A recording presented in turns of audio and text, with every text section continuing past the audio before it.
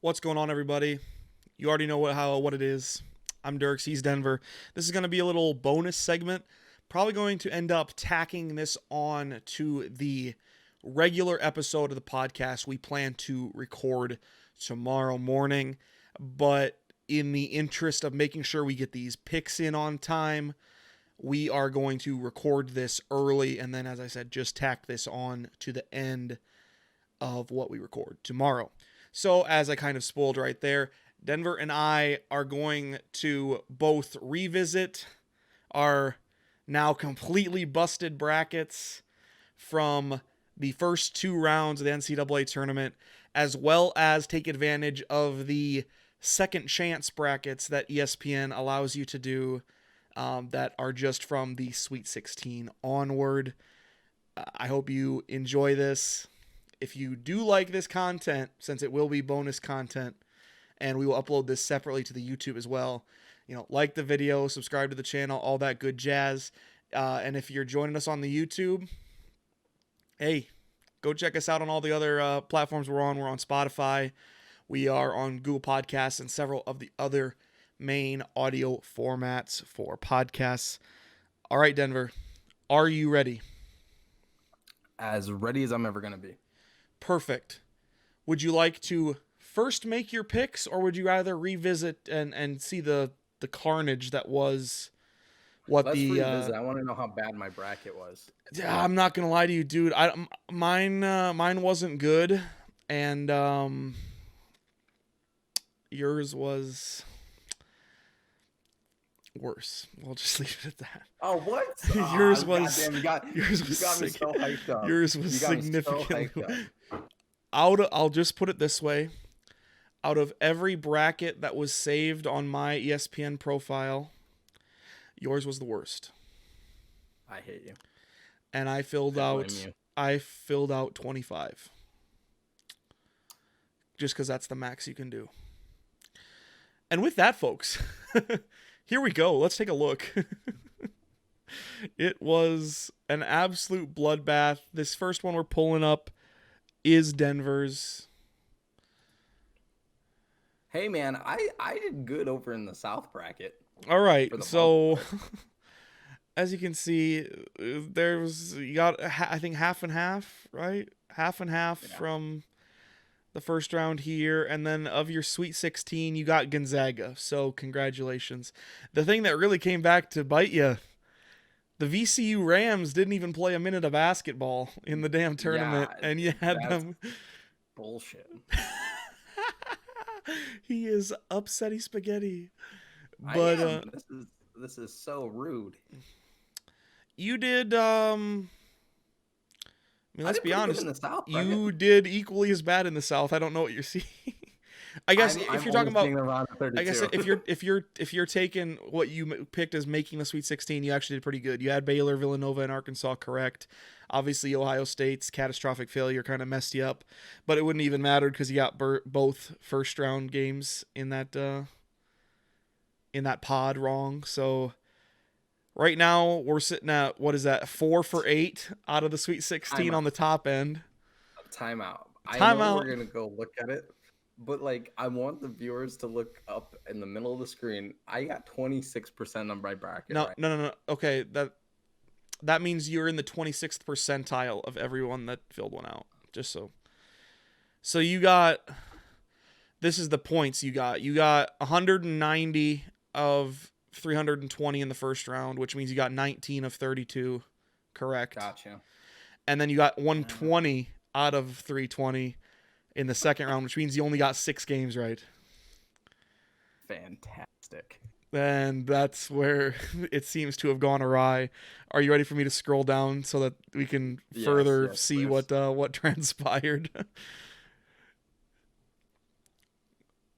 Okay, looking over here. Awful. We see at least a little bit of green over here in the east where Michigan is. But my God, yeah, the Midwest, as you might expect, I think it's this way for a lot of people. The Midwest was just an absolute freaking bloodbath, dude. God. You did correctly pick Oregon State in the first round. I'll give you that much. But you did not get a single one of the Sweet 16 teams from this region correct, which means you could not get the representatives in the Elite Eight or the Final Four correct. So you've already, unfortunately, hamstrung yourself a little bit. Over on this side, you had Texas going all the way to the Elite Eight. I think I did too, so we'll get to that in a second. But obviously that didn't happen. Yeah, it was not great.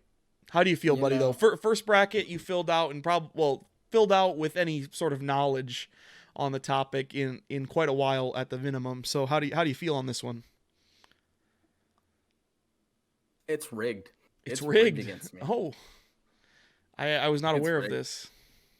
I believe that all of this is conspiracy theory against me. Like, who would have picked Syracuse? Who would have picked Loyola Chicago to be Illinois? I like how you pronounce the S at the end of Illinois. That's cute. Moving on. All right, are you ready to see mine? Mine's not a whole lot better. The one that I used for this. I do have one that's actually a fairly decent bracket, but obviously the one that I used for the podcast. I am in the 81st percentile, though. That's actually not that bad. But you'll notice I think I only have 60 more points than you. Yeah. So there's a lot of people that are in this 330-ish point range. For you to be at 310 and in the 26th percentile, and I'm at 370 and I'm in the 81st. So, looking at it, you had 190, I think, in the round of 64. Yeah, you had 190. I had 210, so I had 2 more games right than you there. Then you had 120 and I had 160, so I had 2 more right than you there as well. So that's where the 40, or rather 60-point difference came from. Looking at this, I only got 2 of the 4 correct in this region because I'm an idiot. I really wanted this Ohio pick to come through, though. Big sad. 2 for 4 here, but I think I did significantly better down here. Yeah, it was this region that I did better on. Michigan, Florida State, Bama. At least I got Houston alive. I'm not looking great. What's my max? My max score, so this is another thing you can look at. My max score is only 12-10, and that's if I get every game from here on out correct. That I'm able to have correct, right? What's your max score? Your max score is 1350. So you still have the potential to beat me by a considerable amount. We'll throw that out there. Let's go. Let's go, chat. YouTube exclusive. I'm beating Dierks. Alrighty. Now that you've seen this, and now that you've seen how these teams are playing through 2 rounds, how do you feel about your chances to pick a good second chance bracket? Okay. Should we let the audience know now what happened with my bracket?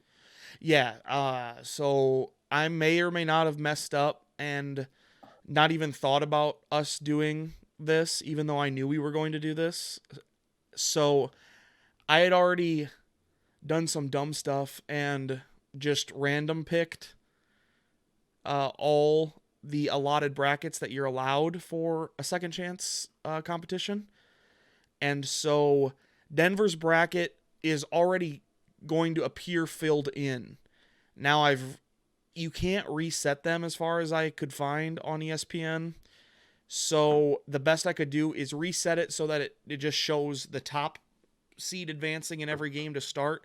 But we are going to go through. He's going to actually pick who he wants. We're going to talk about it. So if you're following along visually, it's going to look a little weird to start, but we'll make it through and do our best. So to both Denver and the visual audience, I apologize.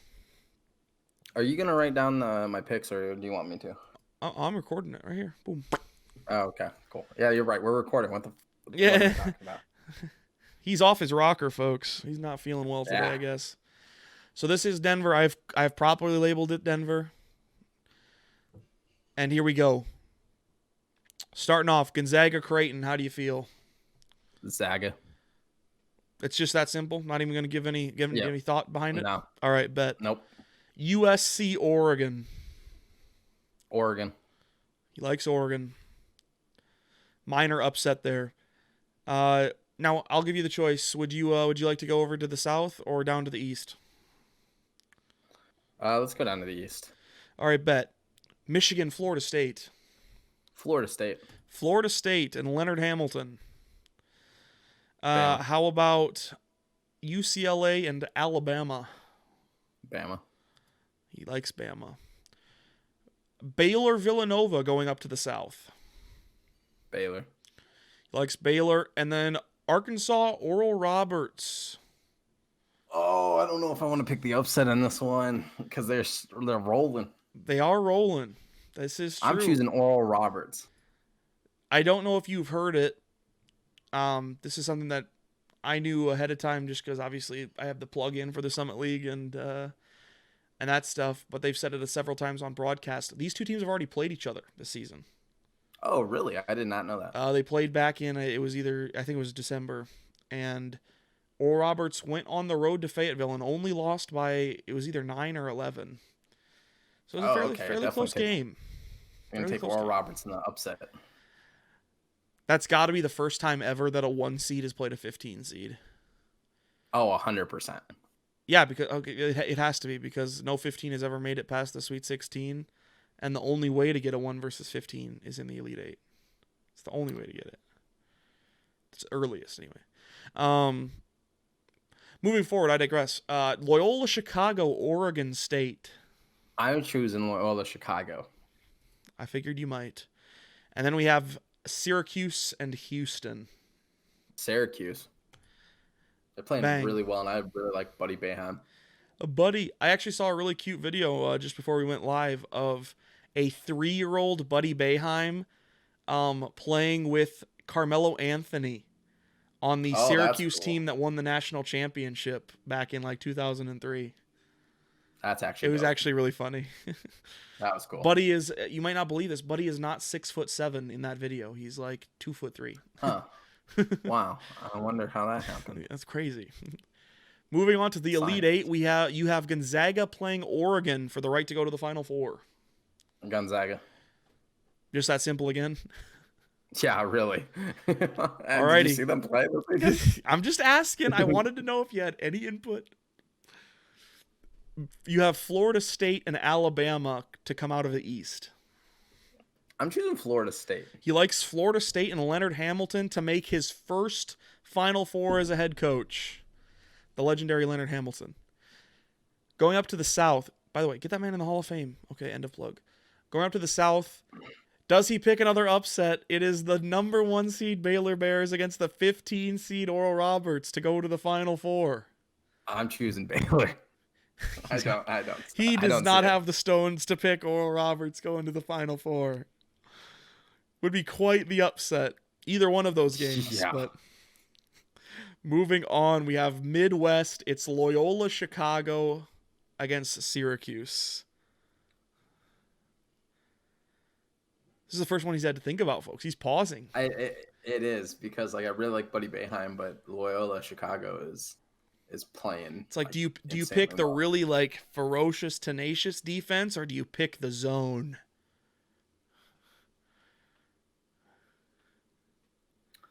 It's a tough one.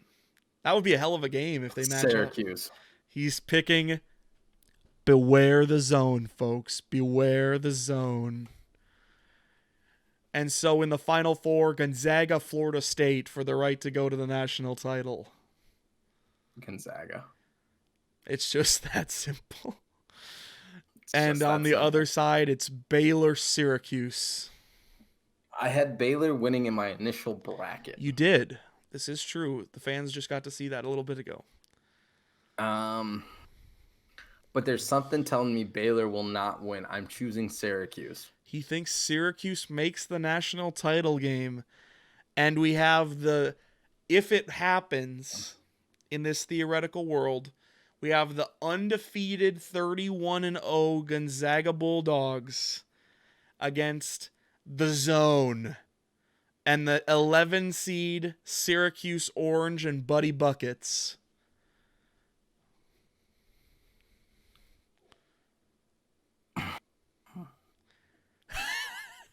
I don't know what that pick means. I don't know either. See, I want to choose the upset. I just, it's hard for me to see them like being perfect. That's a lot of pressure. Perfect season, national championship. Syracuse has nothing to lose, everything to gain. I'm choosing Syracuse. At that point, they do have the national championship to lose. Oh, yeah, that's true. I mean, I'm choosing Syracuse, though. Syracuse in the upset of the century, the 11 seed Syracuse Orange. I believe that has to be, they would be the lowest seed ever to win a national title. Yeah, and can we get exclusive here? Can we get a tiebreaker score here, brother? 78. 72. I say it comes down to free throws. That's how they get to the 78. I'll give you. They're ahead by like. I don't want to have you double think too much, but I'll give you a second to quickly review and tell me if you want to change anything very quickly. This is where we insert the Jeopardy theme music. Nah, I'm good.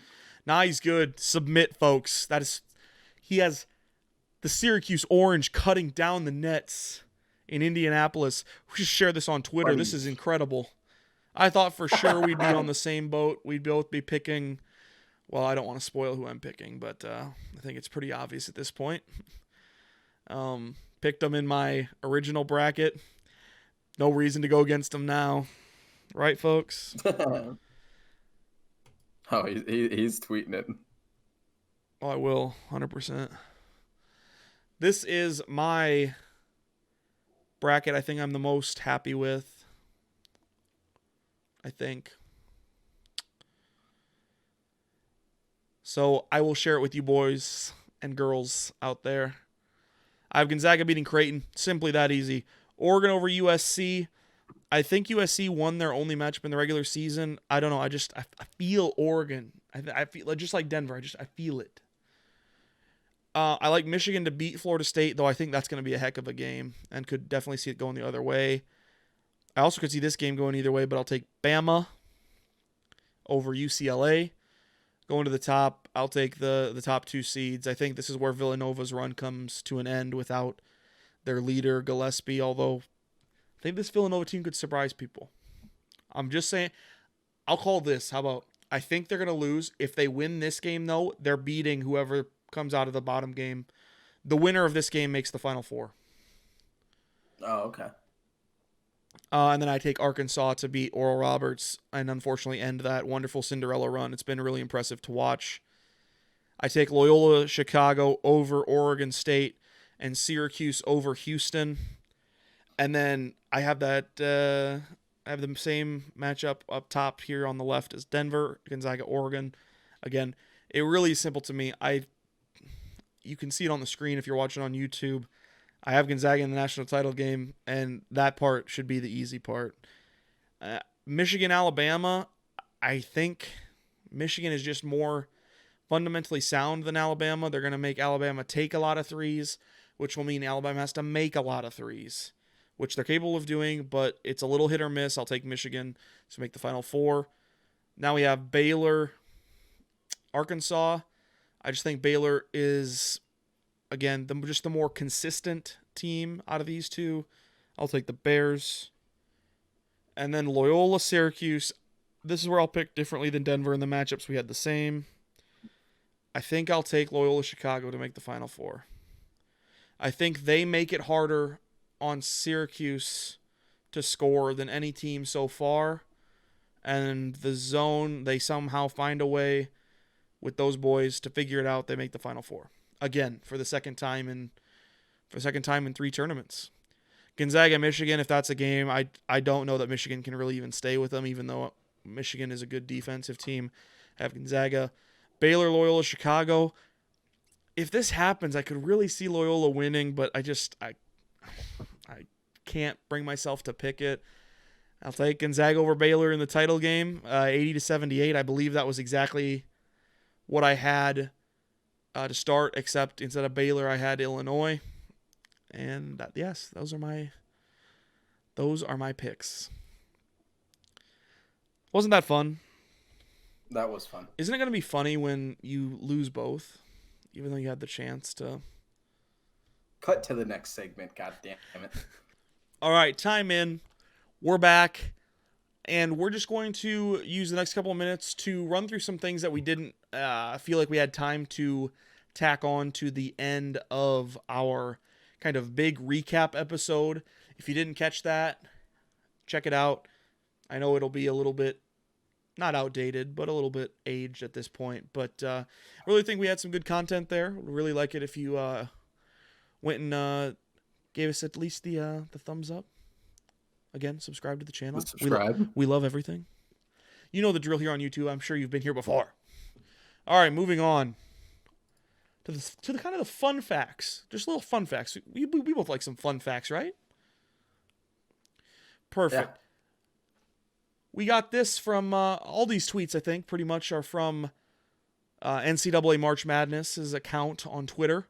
And they gave out the stats for how many people kind of got their picks right through CBS. That competition this year. So obviously this isn't the ESPN competition we just did, but at least it's very similar. So you could expect the numbers to be, within reason. 94+% pick Gonzaga. I don't feel like that's a shock to you, is it? No, not. I think anyone close. with a brain probably picked Gonzaga to make it this far. So is there anyone on here that really shocks you that either that number is as high or as low as it is? Oral Roberts won. Does that shock you? For high or low? I think that's really high that they made it here. Like, people had them going. Like, 2% of people had them going. Like, they're a 15 seed. Like, let's be honest here, people. Like, how often does a 15 seed make it to the Sweet 16? I know why it is this way, but I think I'm in kind of in conjunction, right? If this is probably about baseline for a 15 seed. Some people just like to be contrarian. Yeah. But 3.2% compared to the 2% for a 12 seed. I feel like this might be a little low for Oregon State. Now, I think the reason why is because obviously most people probably had them playing Cade Cunningham and the Oklahoma State Cowboys in the second round, which happened. We saw that game. But obviously not many people saw it going the way that it did.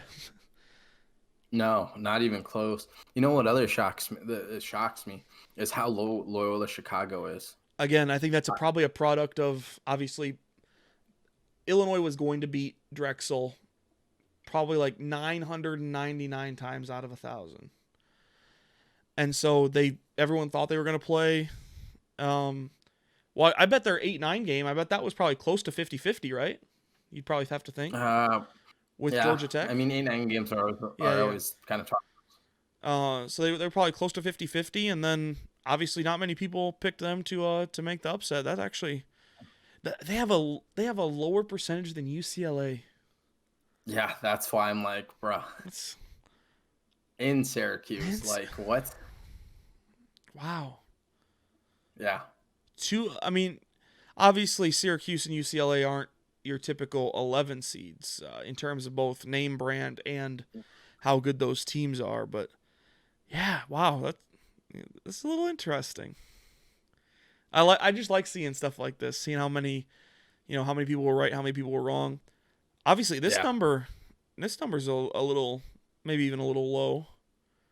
The jump from Villanova to Arkansas is huge. It's huge. And Villanova's kind of on an island here if you look at it.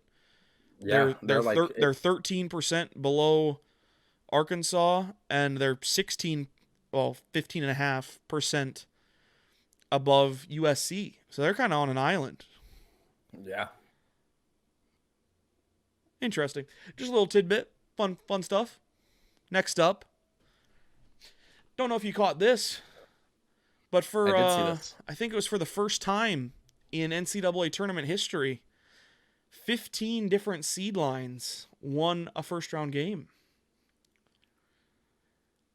That's just insane. You picked a good tournament to be your first real one.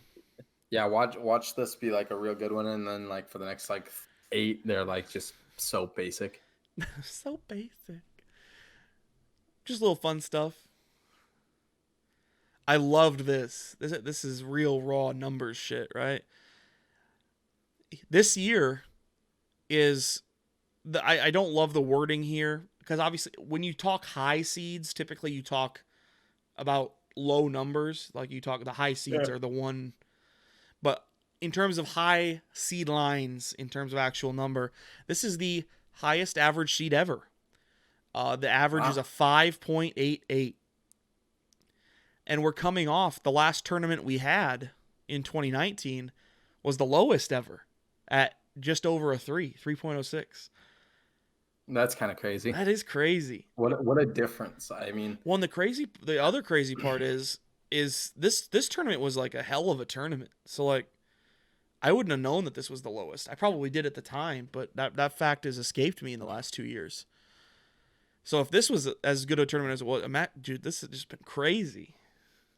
Kind of backs up the wildness factor. I just had to throw this in here because here we go, folks. Another pop quiz for Denver. All right, I'll give you a pass on the people on the right in each of the first two photographs. Can you name the main player in each of these 6 photos? Because 5 of the 6 are in the NBA. One is Domantas Sabonis. Okay. That's Sabonis. The guy in the middle. He's actually not. I think he's been in and out of the NBA. I've seen him play in the G League before. Fun fact. I'm trying to figure out who number 0 is. God, it's driving me crazy that I don't know who he is. Yes. I don't think I know his face. I don't think you'd know this one. This is the hardest one by a mile. So this is Domantas Sabonis. You were correct. This is Shemek Karnowski. Yeah. I'll give you number 0 because I don't think you. Unless he somehow plays in the NBA and I don't know about it. This is Silas Melson. Oh yeah, I don't know. That's his name. But yeah, do you recognize this guy at all? Kind of. I believe he played for the Rockets. I know he played for the Rockets G League team for a while. Because that's when I seen him live in Sioux Falls. Is 2017 Duncan Robinson? No. Is Tyler Hero? Who is that? No. This is Zach Collins. Zach Collins. Oh. The forward for the Blazers. Yep. I think he's still the Blazers. And then 18's, is that Rui Hachimura? It is Rui Hachimura. And then 15. I don't know who that is. I can't put a name to the face. Okay. Once you tell me who it is, I guarantee I'll go, You know this one. Who is it? Right? Yeah, that's Timmy. Drew Timmy. Have you given up on 33 yet? God. Yeah. Who is that? 33 is Kyle Wiltshire. Oh, definitely don't know who that guy is. Okay. 15 is Brandon Clark. No way. Yes, 15 is Brandon Clark. Wow. It's so now you have that, it. Like the Gonzaga. I mean, this is power forward, power forward, small forward, power forward. They got the big man factory there in Spokane. I figured this would be a nice little test for you since most of these guys have seen NBA time. Yeah, and I mean all of them. Zach Collins, I don't know why I was thinking Duncan Robinson. I guess in that photo he looks like Duncan. Oh, just in case you really cared. All right, of course we had to have a meme of some kind. I saw this on here. The PGA Tour with the great memes. I appreciated this a lot. Oral Roberts spanking the gator.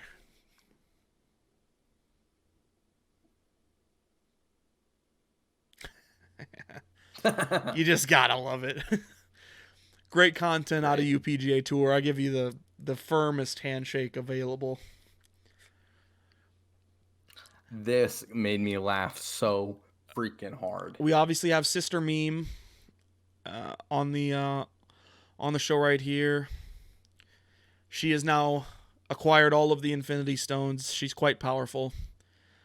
She's I just found this funny that she's defeated a team that's like basically main color is all of the Infinity Stones Well, she's been across around for there. 100 years, so I'd hope so. Well, I mean, it's like across the last two big runs for Loyola. So like in 2018, they defeated Kansas State, Tennessee, and the U and Nevada. Gotcha. And then this year, obviously, they've beaten Georgia Tech and Illinois. I just thought it was funny. Sister Jean, Sister Meme, as Thanos. I am an inevitable.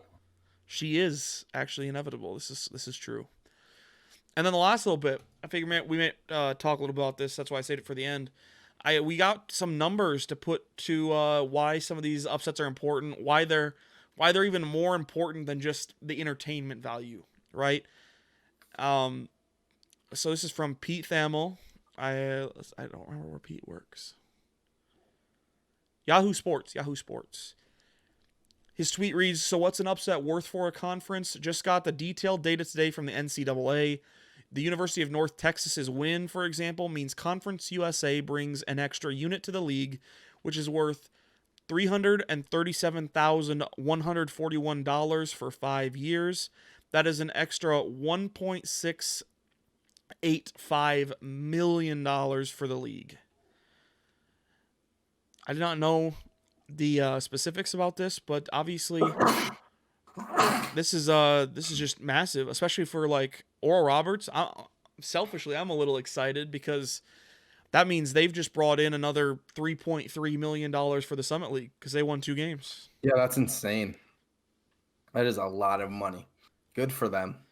I know Not that it's about money for them, but yeah, good for them. I know we talked 2 podcasts ago, I do believe. It was like our preview show for the first and second round about how maybe the NCAA should change the model because the whole 16 seeds having to play each other and only one of those 16 seeds then like gets a unit for their conference and stuff. That's a little odd, but yeah, you know, for the system that they have right now, this is just cool. So we saw the ones that come to mind from the small conferences that got a W. North Texas, as the tweet says. Loyola Chicago got 2 wins for the Missouri Valley. Drake got a win for the Missouri Valley in the play-in. Oh, Missouri Valley's raking in. Syracuse doesn't Oral count. Roberts. Oral Roberts got 2 for the Summit League. Already said that. Syracuse is in the ACC. That doesn't count. Ohio got 1 for the MAC. Oh, I forgot about them. I'll throw it back to our lovely faces on the podcast while I go look this up. Not that it really matters, but I'm just interested. It's just interesting to see, right? Because obviously some of these conferences have a better shot at repeating this with fair regularity in terms of like the mid-major conferences. Obviously the big conferences are going to get a fair amount of money regardless, but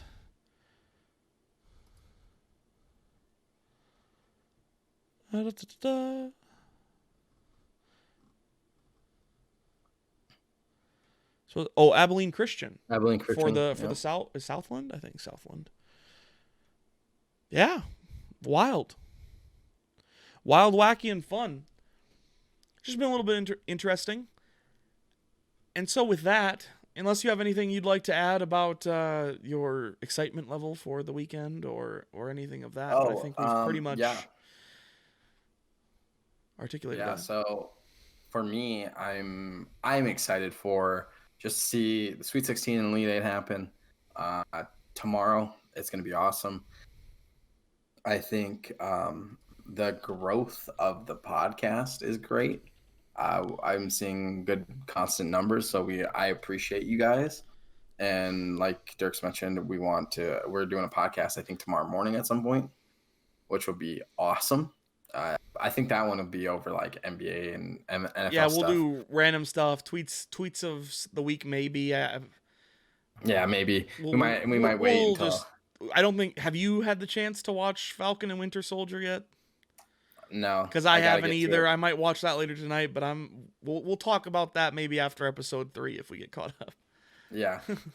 So like that's all exciting. I'm I'm loving college basketball. Like, I'm loving it. I love the feel of it. It's very fun to watch. So the learning experience is actually very fun for me overall. Was it as amateurish as you might have thought it was? I know that was a big. I mean, sometimes, yeah. I mean, okay, to be fair, yeah, but Yeah, sometimes. But is it really like? Does it detract? I guess does it detract from your enjoyment of it as much as you thought it would? No, I guess I like to watch amateurs more. Like sometimes I like it. I'm like, telling you, dude, it just feels like they put a little more into it, right? It's like the fact that they're not playing for a paycheck and they're playing, for like the pride of their school for a lot of those guys in the low conferences and stuff.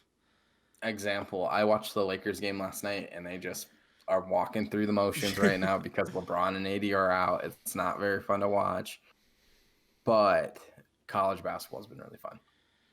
There's no nights off in college basketball. Oh, especially God. for some of those little teams. Like if you lose a lot of games, or if you lose too many games in the non-conference or even conference play for some of those mid-major schools, you're pretty much done. You have to win your conference tournament. Also, Northwest, we're going to the championship, baby. D2, let's go. I'm excited for that. I think that's tomorrow afternoon, before the big games start. Yeah. I think they play at like noon, and then right after that, then like CBS has like the rest of the games. I believe we've talked about it very briefly on the podcast before, Denver. But if you want to further flesh that out and explain for maybe the new viewers, or if we haven't talked about it, where you go to school and what's the big deal? So I go to school at Northwest Missouri State University here in Maryville. We're a relatively small school. We're a D2 school, and we made the D2 championship game for men's basketball last night. And then tomorrow we play. This is our second time in 3 years we've been in the championship game. The last time we went, we were undefeated. We pulled it like we could do. We were Gonzaga before Gonzaga was cool. Okay, like we were 38-0. Get off, But we went last year. I think we finished in like the Sweet 16 or something like that. It wasn't great, but we're back this year. I'm excited. We're gonna win. Let's go. Let's rep. I'm excited. I will be rooting. Go. It's Bearcats, right? Go Bearcats. Yes. Go Bearcats. I did not want to be wrong about that. I would have felt like a complete asshole. I wanted you to say Bobcats so bad. I felt like that's what was wanting to come out of your mouth. For a second, like the thought ran through my mind. I'm like, is it Wildcats? I'm like, it's not Wildcats. It's Bearcats. It's got to be Bearcats. Yes. All right. So Denver's repping Northwest Missouri State. We did not pick that bracket, unfortunately. That one might be a little harder to find. Yeah. But that's fun. Just a lot of good basketball. I'm probably going to watch that game tomorrow. Oh, good. So am I. Northwest Missouri State and West Texas A&M. I believe they are the number 1 and 2 overall seeds, correct? They are. Yep. Yes. Should be a very good game. That's fun. We're looking forward to a lot of stuff. We've now rambled on for a couple minutes longer than we thought we were going to. So we're going to cut it so I can chop this, edit it, and throw it up as like the preview type thing. This will also be tacked on. You're probably hearing this maybe as the add-on to tomorrow's main podcast. Since this will be at the end, I'll do an outro for this one as well. Go follow us on all our social medias. You can find us on Twitter at Dierks and Denver Pod, both YouTube and most of the main podcasting audio platforms. Dierks and Denver Podcast. Just give us a search there. Thank you so much for joining us tonight. Wherever you are, wherever you're going, thank you for joining. We'll talk to you next time.